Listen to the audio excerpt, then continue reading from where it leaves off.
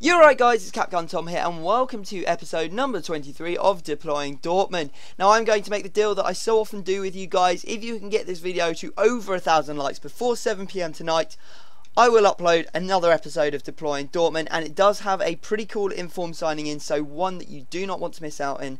So hit that like button now. If you don't manage to hit that target, then you're going to have to wait till tomorrow to see that episode, and this is going to be the only video I put up today. So there you go, that's the challenge. Now we have managed to win 2 and lose 2 in our first 4 games of Division 1, and it brought up the question of whether this 4-3-2-1 formation is strong enough. I know the team looks great, but the formation just doesn't seem to work, and I've decided that I am going to change. So I will be changing in a couple of games time. You're going to have to wait for that, but from the title you can probably guess what formation I will be going with, and we're going to see how much more effective and strong it is than the 4-3-2-1. Now, if you're looking to buy some Ultimate Team coins, go and check out FIFAUTOnline.com. Their link is down in the description. It's a fast, cheap and reliable coin service, and you can see that we are going into our first game against a full Juventus team, including the transferred Tevez, although he is using Lucio at the back, which I wouldn't advise. I'd use one of the other Juventus centre-backs because there are a few good ones, and to be honest, Lucio's a bit slow on this game. He was very good on FIFA 12, but not so much on this. We do take the lead. Royce with a fantastic free kick, and he has been scoring a few free kicks for me recently, which is good going, and I'm pretty happy with the work that he's been putting in. Especially happy with this nice little bit of the skilled dribble to end up opening up the space, and he does sit that one in from quite a distance to make it 2-0 and double his own tally.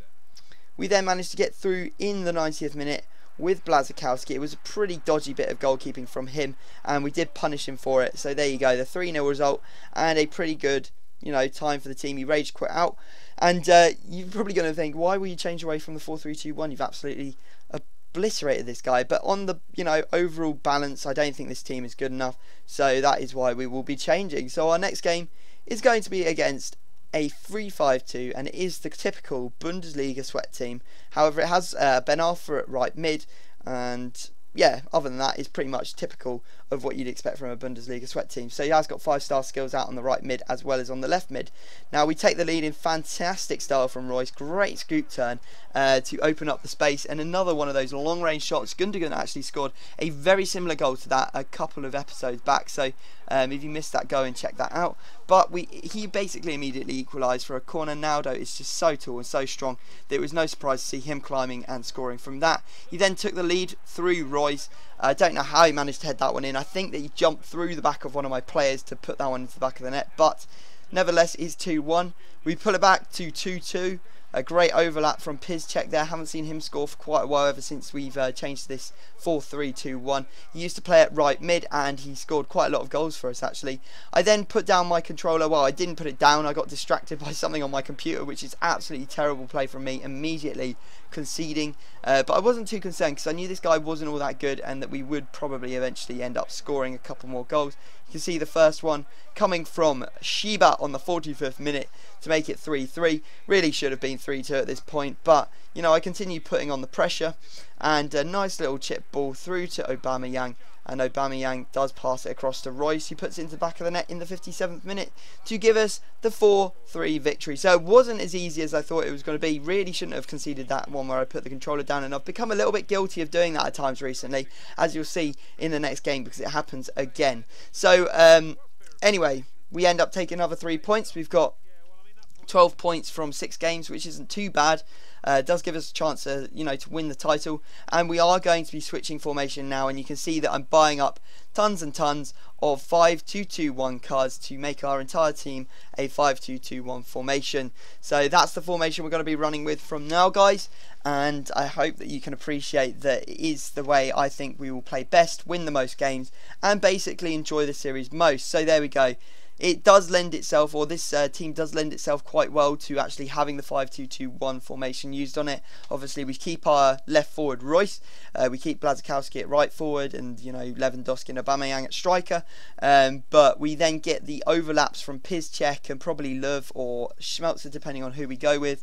And we can have 3 at the back as well, because we can use Subotic, Hummels and Felipe Santana, who have 3 fantastic centre-backs, and I think that they should all play at the same time because they are all just that good, to be honest. Also, people were like, oh, 5 at the back is really sweaty. If you think about it in terms of the 3-5-2, who no one seems to have a problem with, the 3-5-2, in my opinion, is more defensive than the 5-2-2-1 because it has 2 DMs and instead of having CMs, and then the wing backs on the 5-2-2-1 end up actually, you know, playing as right and left mids usually when you play with the 5 at the back formation. So it's basically the same except less defensive than the 3-5-2. Now we ended up going into a game, ended up drawing it, getting 1 point from it, which still gives us a chance of winning the title. However, we do need to win all of our remaining games. And if you went back and had a look at the stats of that game, you'll see that I wasn't playing as you would expect someone to play with a 5-2-2-1. I still had a lot of the majority of the possession, just unfortunately didn't convert my chances into goals. So you know, I'm not going to play like, you know, a typical 5-2-2-1 player and, you know, go ultra defensive counter attack and just wait for the ball to, you know, come up to the front men of their team, steal it off them and then just push out and hit them on the break. That's not how I'm planning to play. So our final game is against a 3-5-2, and you see them everywhere. 3-5-2 is just such an overused formation. He's using a Brazilian one, quite a nice one though, because he has inform Hulk. He had inform Ronaldinho, I believe. He had inform Naldo.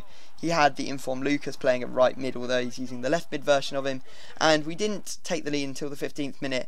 And then he paused the game. I brought up this menu, and I don't have sound, like in-game sound on my computer because I use a computer monitor, so there's no way I can get the audio. And he paused it. I put that menu up. Didn't realise the game had started. And there you go. He managed to score an equaliser, which was a bit of a stupid moment for me. Really shouldn't have allowed that to happen. Second time in this episode. We're going to have to cut that out of my game, or otherwise we're going to start losing, you know, a lot of, you know, games that we shouldn't. And we do take the lead again through Royce, but he quickly gets back on level terms in the 58th minute, I believe it is, 59th minute through Hulk. Wasn't really sure how that one managed to go in near post. Weidenfeller having a bit of a mare there, really, and really should have done better. However, we did take the lead again through Royce, just letting the ball run through our legs, and an easy goal for him.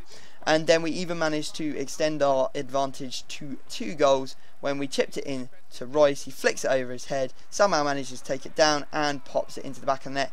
Keeper gets a hand to it, and it ends up trickling so slowly over the line, but still a nice goal nonetheless. So there you go, guys. That is the end of the episode. As I said, get this video to 1,000 likes, and you will, of course, get another episode of Deploying Dortmund today. Otherwise, you're going to have to wait until tomorrow. But other than that, I hope you have enjoyed the video. You can see we've pulled in another 3 points, and we can win the division if we win our 2 remaining games. So that's going to be the task in the next episode, as well as making that informed signing.